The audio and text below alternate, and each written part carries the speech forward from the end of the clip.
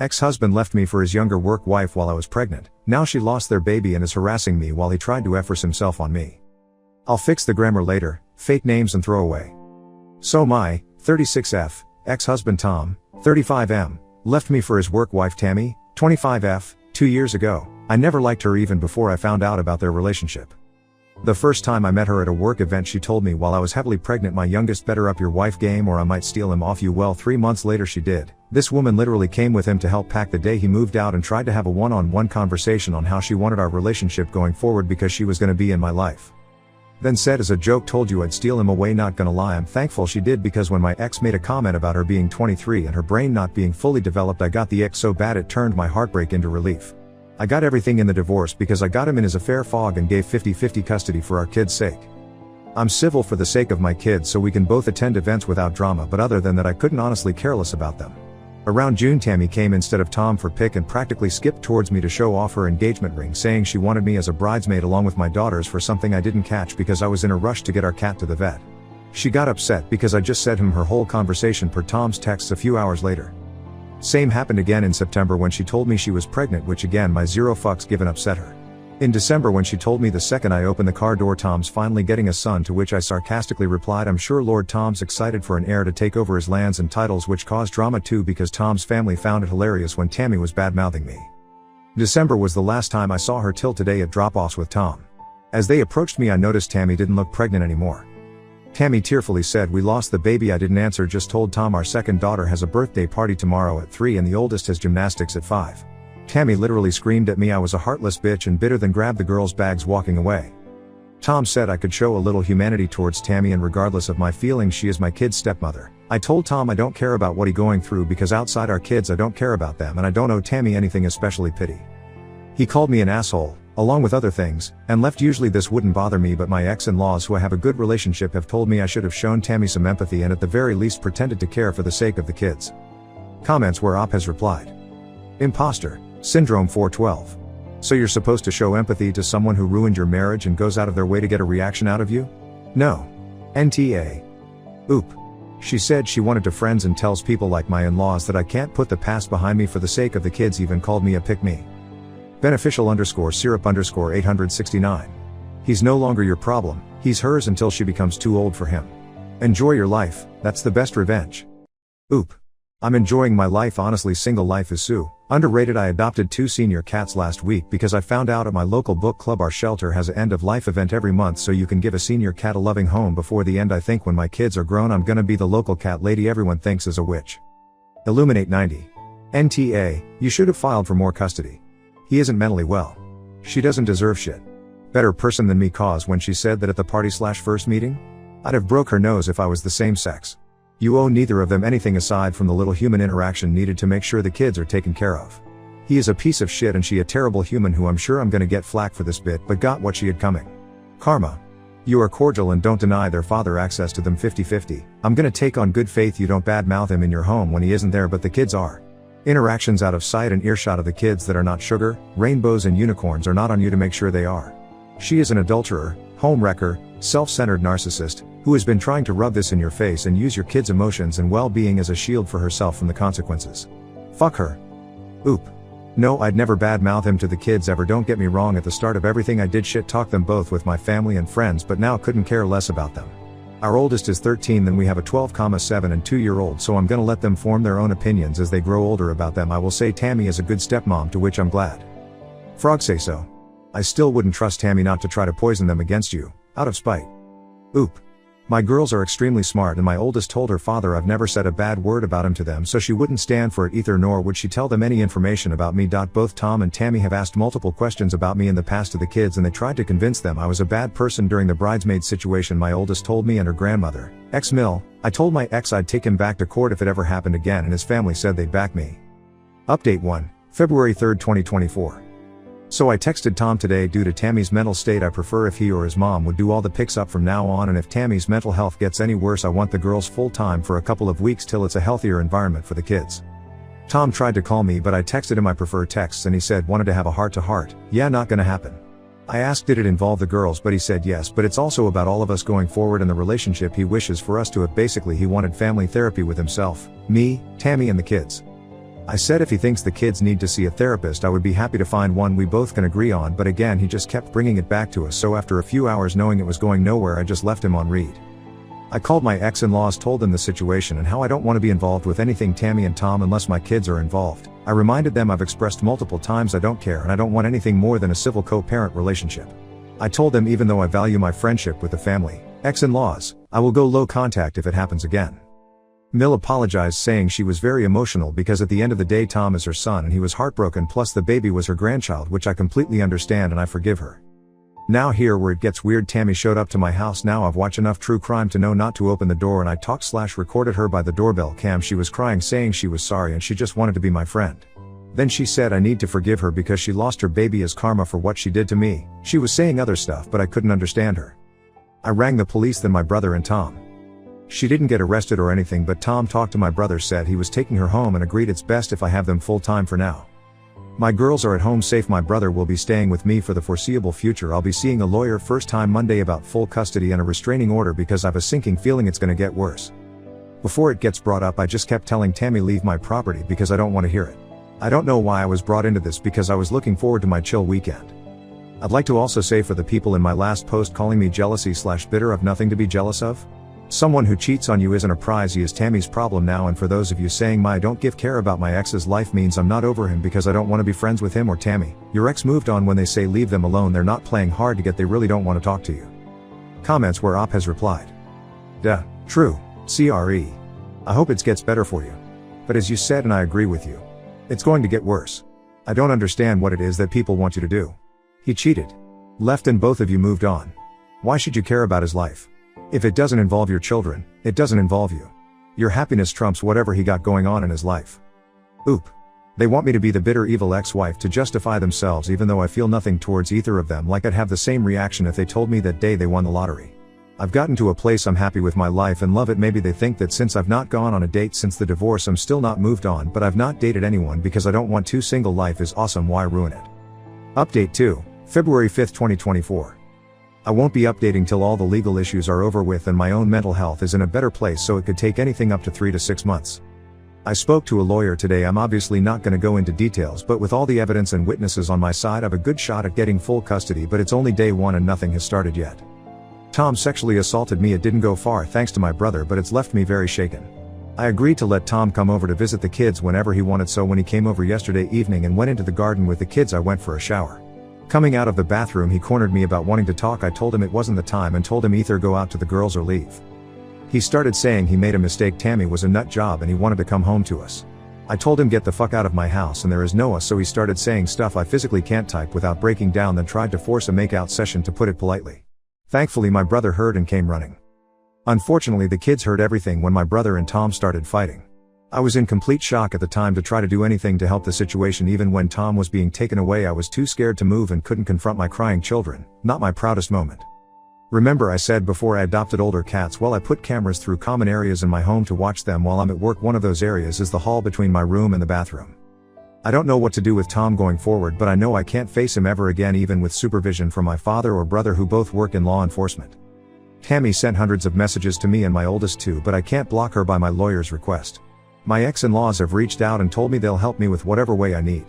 His sisters have disowned him, but this is still all very new. They might change their mind. I plan on moving after everything gets sorted, so I won't ever cross Tammy's path.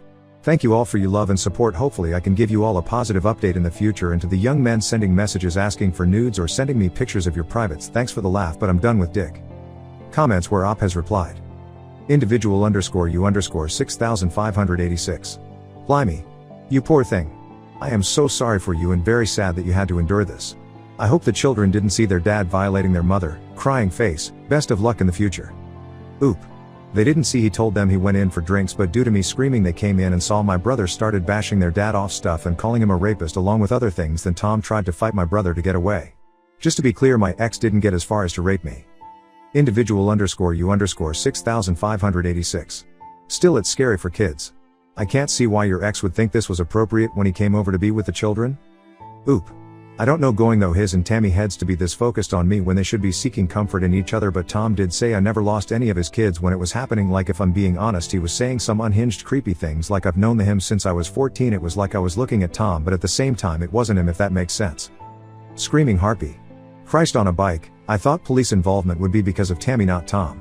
I thought Tom would try to get you back when he realized how badly screwed up by leaving you for Tammy, but sexual assault is not the way to make a woman think. Hell yes, let's go, you can come home at once?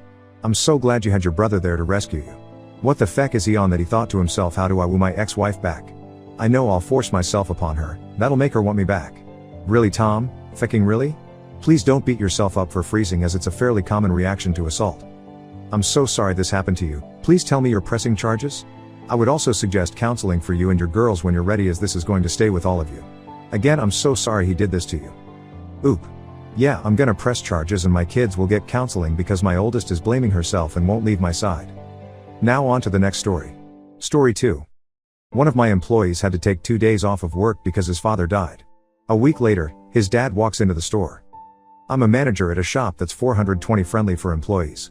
As long as it doesn't affect your work, we're all a big stoner family. We know who's capable of working high, and who isn't.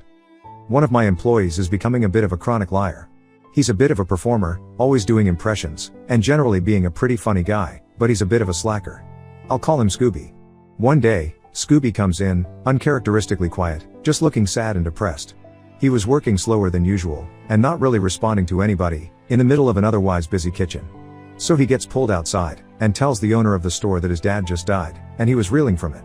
He told him not to tell anybody, because he's not the kind of person to spread his emotional baggage around. The owner and I gave him a hug, told him to go home, and take as long as he needs. He comes back a couple of days later, and everything seems alright. A few days later, a man walks into the store, and asks to see Scooby. I was wondering if I could see Scooby. That's my son. You're his dad? Yeah, we look alike, don't we? He did. They looked exactly alike. So now we're faced with the situation of this kid being a little liar. I pulled my boss, the owner, aside, and asked him what to do. He told me that we're extremely short-handed right now, and letting him go would be counterproductive, because we're in the middle of training 3 people, and letting him go would force the more capable people to work 50+ hours a week. There's basically 2 to 3 of us, plus the owners. He told me not to say anything to Scooby, and that he and his wife would take care of it. A few weeks have passed now, and I no longer believe a word out of this kid's mouth. Apparently the owners talked to him about his lying, but since then, it hasn't really stopped. He's taken off of work from vomiting all the time. At one point, he took 3 Fridays and 2 Saturdays off in a row, because of all the vomiting, and various digestion issues. He said he went to the doctor, and his doctor told him he was allergic to eggs, so he stopped eating eggs, and then he was okay. Meanwhile, I'll occasionally catch him eating a pre-packaged egg sandwich we bring for the employees for their lunch breaks. One time, he came in all sad and depressed again, because his girlfriend broke up with him, and his productivity slowed down to a crawl. We told him to keep his personal drama at the door, and sent him home. That night, I see he and his girlfriend publicly snuggling all over my Facebook feed. I don't know what to do. I can't look this fucking kid in the eye anymore, and my boss won't fire him. Do I just deal with it, and keep letting this little shit look at me in my face and lie to me every time he wants to take off of work? Comments where Op has replied. Oop on talking to the owners about the matter. That's the thing, they already know about it all. It's impossible to lie to me, especially if I've already caught you in a lie. Then, when you talk to me, my default position is that you're lying, and I'll go back in and logically catch people in lies. The kid's a terrible liar already, and when he talks to me, he's talking to the goddamn gatekeeper of truth.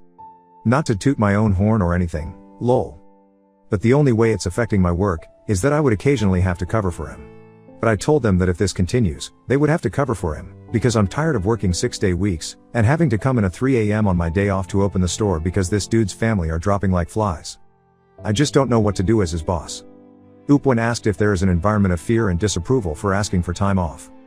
Yes. That's what I figured the crux of the issue was at first, but he needs to grow balls, and ask for the time off if he really needs it. Unfortunately, he's asking for time off because he just doesn't want to work, and that's what seriously pisses me off about all of this. Just to rant a bit, I invited that fucking kid into my house, to smoke some of my weed, telling him how sorry I was for his loss. I genuinely empathized with him, and then his dad fucking walks into the store. And he kept the lie up. He told everybody a different story. He told the bosses and I that that wasn't actually his father, but his uncle, who he calls his father sometimes. It was bullshit, and he admits it by shutting up when called out on it, followed by nothing at all. We call him out, and he falls silent. Then he lies again the next day, and the same shit happens. We embarrass him all the time about his constant lying, and I just don't understand why he keeps doing it. It must be some sort of psychological issue. Oop when asked if the kid can just replaced. We're trying our best to train these new kids, but there's so little time. We've resorted to having people come in at 3 a.m. to dress donuts in a closed store for 3 hours until it opens, but it's really hard finding people with an availability of 3 a.m. to whenever the fuck. Update 1, February 11, 2015. So it's been about 2 months since I last posted about this incident. A lot of really crazy things have happened, so I'll jump right in. After everything happened with the last post, everybody simply put the dead dad incident in the back of their minds. They were pissed for a while, but they eventually let it go. I was the last one to let it go, but I eventually did. In retrospect, I shouldn't have, because he never once owned up to the lie. He just acted like none of it ever happened. He tried to come up with lies to get out of working holiday shifts he was scheduled for, Christmas, New Year's, but nobody believed him, and he was told that if he didn't show up to these shifts, that he'd be fired. He showed up to the Christmas shift, but he overslept through the New Year's shift. Nobody cared, because we ended up not needing him for the shift anyway, and one of the new guys ended up covering for him on call. Everybody was pissed at him again, and he's been on thin ice ever since. Then shit hit the fan in the past few days. A couple of days ago, his apparently psycho girlfriend caught him hanging out in a car with one of our mutual coworkers. She had an absolute breakdown, and started pounding on her window. Scooby hops out of the car to calm her down, and the coworker, Sky, drives off. The psycho girlfriend gets in her car, and keeps trying to cut Sky off in traffic, at least that's the story I heard from my boss. She eventually lets up, Sky manages to get home safe, and texted Scooby basically cussing him out. Later that night, I make a quick stop by the store owner's house, to pick something up for the store, and they tell me that Scooby called them and told them that he wouldn't be able to work for the next few days, because he got into a big fight with his girlfriend, and she slashed his tires. The next morning, I show up for my shift, and Scooby calls the store. His speech is all slow, mumbled, and he's slurring his words. I immediately think he's strung out on something. He brags about doing acid, and other hardish drugs. He tells me this story about how, the night before, after his girlfriend slashed his tires, she calmed down, and they were walking around where they live, in some warehouse district somewhere, apparently, looking for a store to grab money so they can call a tow truck to come get his car. While walking, he and his girlfriend got mugged. He's fine, but they beat her up pretty badly, and took all their money. Because of this, he wouldn't be able to work for the next few days, which is Valentine's Day, our busiest day of the year by far. Nobody even wanted to speak to him at that point. So it all came down to this morning. The owner comes in, and I asked her if anyone has spoken to Scooby. Basically, she pulled a string, and his entire wall of lies came crumbling down. I can't make this shit up. So yesterday afternoon, Scooby fucking calls the store, with a disguised voice, and asks for one of our coworkers, Ashley, who you can read all about here. We have a really dysfunctional family. He asks for her, and tells her to meet him out the back of the store with his paycheck that was left for him at the cash register. He did this so that he could avoid having to talk to the owner.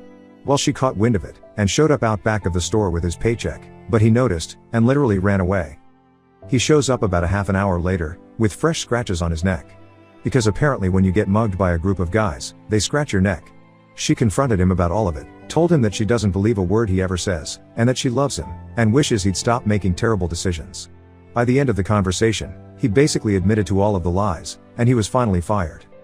And thus, is the tale of Scooby, the wandering liar. Final comments from Oop. Oop on Scooby. He's the kind of liar where he's so introspective, that he thinks his outlandish lies are going to fool anybody. It baffled me. I never knew how this dude was ever getting through his life, but I found out a few things over the course of him working there, that proved that he was just a pillar of bad decisions. That was Scooby's trademark. He got arrested a month ago, and was put in jail, because he fessed up to some shoplifting that his girlfriend did. He was already on probation from some other shit, but he got off on a legal technicality, and got off light. But being in jail for 2 days didn't do anything to help Scooby get his shit together. His parents kicked him out of his house, and he's been floating between his girlfriend's house, and his ex-girlfriend's house when he and his current girlfriend are fighting. I know, this shit sounds like a bad soap opera, and none of us understands why he's letting himself be put into this situation. He needs his ass kicked by someone who cares about him, because he's going down a really bad road. Scooby running from the owner. Apparently, he saw her before she got back there, ran behind the wall, ran around the corner to his car before she came through the back door. She saw him fly out of the parking lot in his non-tire slashed car that he spent hours using as an excuse to get out of work. Oop. When asked why a donut shop is busy on Valentine's Day. Who knows? It just happened that way for the past 2 years the shop has been opened. People like to be creative with their Valentine's Day gifts, so they get donuts instead of flowers and chocolates.